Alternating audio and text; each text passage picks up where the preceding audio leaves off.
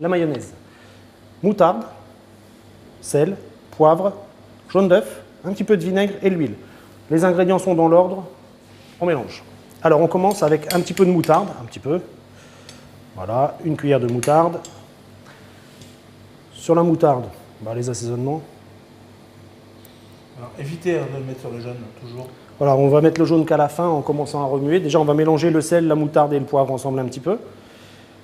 Si on met du sel sur le jaune d'œuf, en fait, ça fait parfois des petits points blancs qui sont insolubles. Ça va rester des petits points qui seront craquants en bouche, qui ne sont pas très agréables. Donc ça y est, le sel est dissous par l'humidité de la moutarde. On va ajouter le jaune d'œuf, une touche de vinaigre. Alors on met un petit peu de vinaigre dès le départ. En fait, l'apport de liquide très très léger par le vinaigre et un petit peu d'acidité, ça favorise l'émulsion.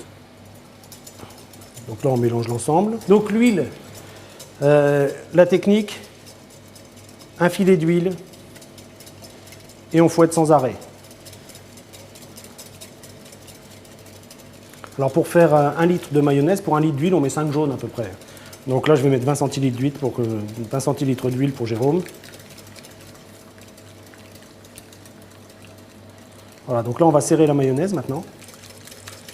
Voilà. Alors, la mayonnaise est finie. Donc là, elle va trancher. J'ai mis une grosse quantité d'huile, donc Jérôme ne peut pas rattraper, ça va me faire des petits grumeaux. Pour rattraper une mayonnaise, c'est très très simple. En fait, c'est un équilibre entre ce qu'il y a en graisse et ce qu'il y a en eau. Donc là, il y a trop de graisse, pas assez d'eau. Pour rattraper ça, un petit peu d'eau froide.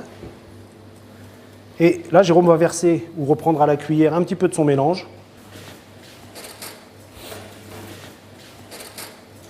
Et vous allez voir au fur et à mesure, voilà, l'apport d'eau dans mon mélange fait que mon émulsion redevient correcte, donc la mayonnaise redevient solide. Donc ne jetez plus la mayonnaise si jamais vous la ratez, elle se rattrape toujours très facilement.